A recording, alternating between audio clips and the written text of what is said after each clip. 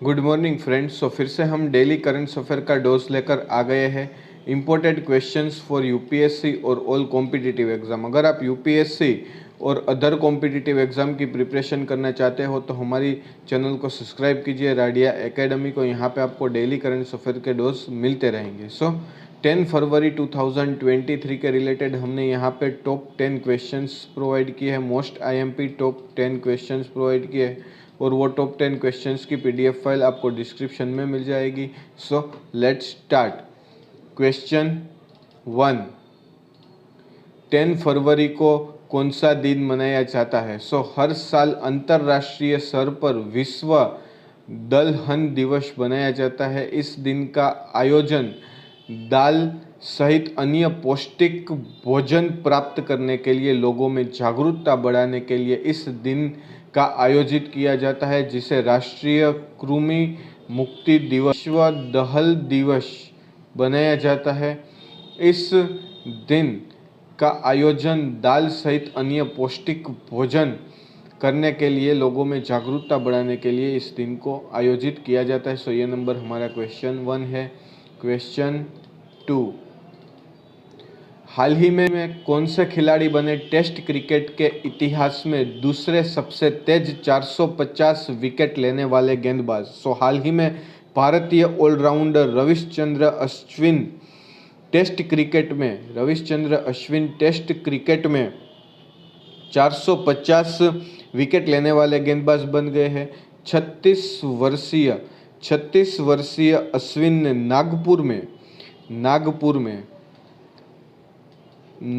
में पहले ही टेस्ट में ऑस्ट्रेलिया के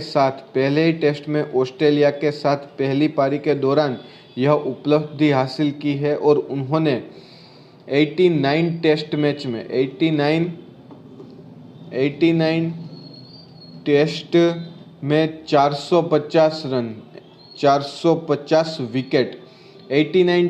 450 विकेट पूरे किए हैं। श्रीलंका के पूर्व ऑफ स्पिनर मुरलीधरन सबसे तेज 450 विकेट लेने वाले पहले गेंदबाज है। उसके बाद ये रविचंद्रन अश्विन आते हैं, जिसने हाल ही में ऑस्ट्रेलिया के खिलाफ नागपुर में पहले ही टेस्ट में ये खिताब हासिल किया है। ये नंबर हमारा क्वेश्चन 2 है। क्वेश्चन 3, हाल ही में किस राज्य के एयरपोर्ट का नाम बदलकर येदियुरप्पा रखने का फैसला किया है? हाल ही में कर्नाटका के मुख्यमंत्री बसवराज बोम्मई ने कहा है कि राज्य के मंत्रिमंडल ने शिमोगा एयरपोर्ट का नाम राज्य के पूर्व मुख्यमंत्री बीएस येदियुरप्पा के नाम पर रखने का फैसला किया है और राज्य सरकार ने पिछले साल भी येदियुरप्पा के नाम पर इस एयरपोर्ट का नाम रखने का प्रस्ताव किया था, लेकिन उन्होंने इसके लिए मना कर दिया था।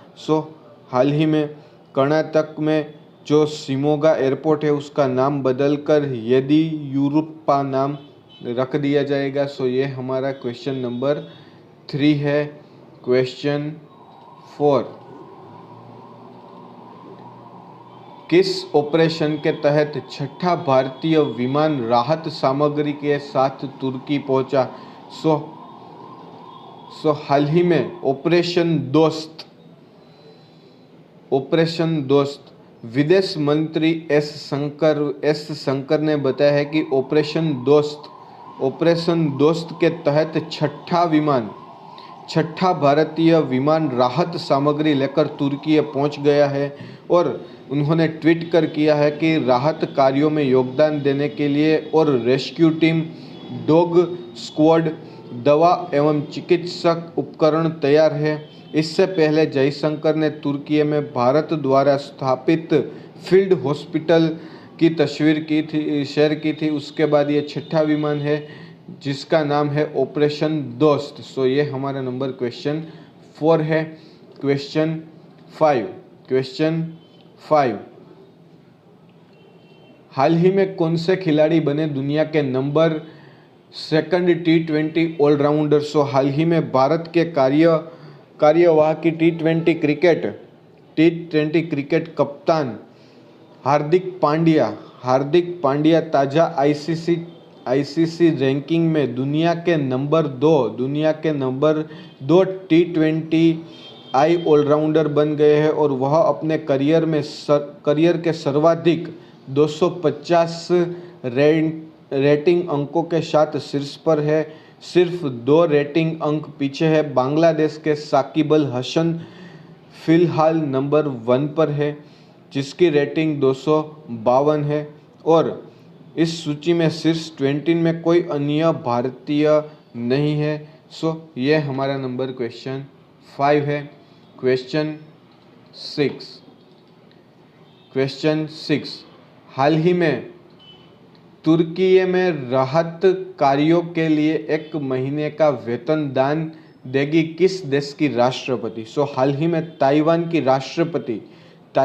राष्ट्रपति साई इंग वेन और उपराष्ट्रपति लाई चिंग तुर्की में आए भूकंप के राहत कार्यों के लिए अपना 1 महीने का वेतन दान करेंगे। राष्ट्रपति कार्यालय की ओर से बयान में कहा गया है कि साई और आई तुर्की को जल्द से जल्द फिर से खड़ा करने में अपनी भूमिका निभाएंगे और उसे सहायता करेंगे। सो ये क्वेश्चन 6 है। ताइवान के राष्ट्रपति साई इंग वेन और उपराष्ट्रपति लाई चिंग तुर्की में आए भूकंप के राहत कार्यों के लिए अपना 1 महीने का वेतन दान करेंगे। सो ये हमारा इम्पोर्टेंट क्वेश्चन है जो 6 नंबर का है। सो क्वेश्चन नंबर 7 भारत में शुरू हुई ट्विटर ब्लू टिक सर्विस के लिए चुकानी होगी कितनी कीमत। सो हाल ही में ट्विटर ने 8 फरवरी को भारत ब्राज़ील और इंडोनेशिया में ट्विटर ब्लू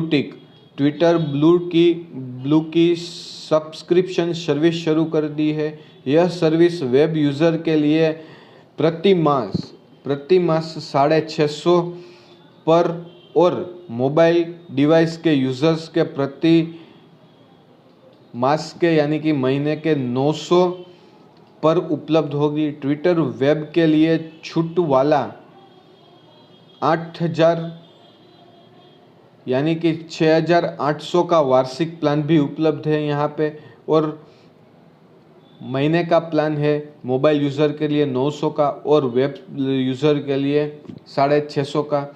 और ये सर्विस ब्लू टिक सब्सक्रिप्शन की सर्विस ट्विटर ने इंडिया, ब्राज़ील और इंडोनेशिया में की है। यहाँ पे आपको अब वेरिफिकेशन के लिए ब्लू टिक के लिए सब्सक्रिप्शन प्लान लेना पड़ेगा जिसमें यहाँ पे 650 से प्लान स्टार्ट होता है, 900 वाला भी है और यहाँ पे 1 ईयर का प्लान भी है जो 6800 में मिल जाएगा। सो ये ट्विटर ने हाल ही में blue tick subscribers with verification phone number will get a blue check mark once approved.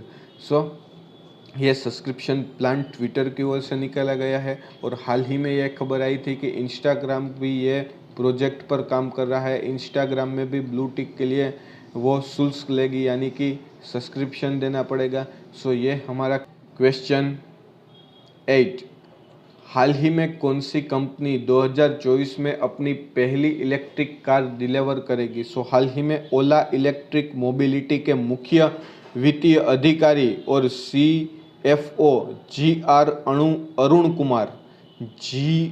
Arun Kumar के मुताबिक कंपनी की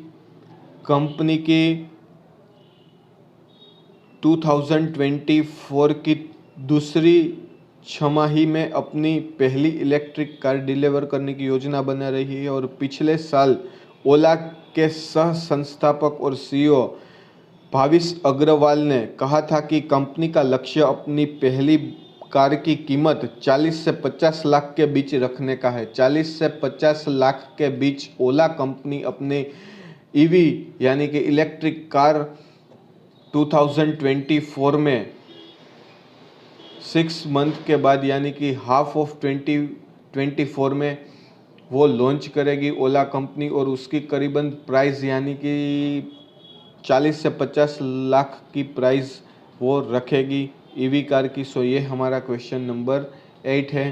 क्वेश्चन 9, हाल ही में कहाँ कबाड़ से डायनासोर की थीम पर बनने वाले पार्क की आधारशिला रखी गई? सो हाल ही में दिल्ली के उपराज्यपाल विनय कुमार सक्सेना ने हाल ही में सराय खामे वेस्ट टू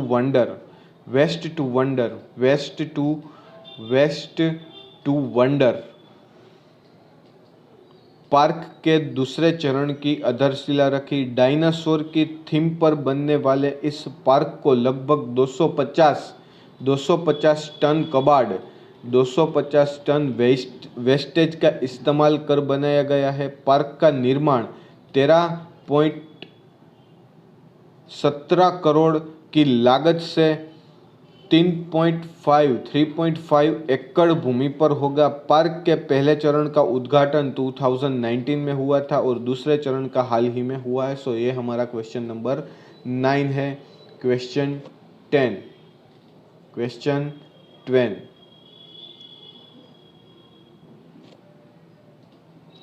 देश में 6 वर्षों में मान्यता प्राप्त स्टार्टअप की संख्या कितनी बढ़ी है? सो केंद्रीय वाणिज्य और उद्योग राज्य मंत्री सोम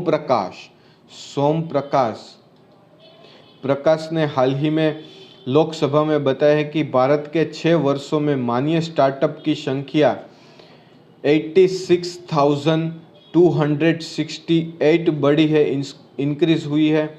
और उन्होंने बताया कि भारत में 2016 में ऐसे स्टार्टअप की संख्या 4045 थी, जो दिसंबर 2022 में बढ़कर 86,268 हो गई। यानी कि यहाँ पे 2016 में 400 से अधिक स्टार्टअप शुरू हुए थे। यानी कि ये 5-6 सालों में स्टार्टअप्स की दुनिया में यहाँ पे 90% का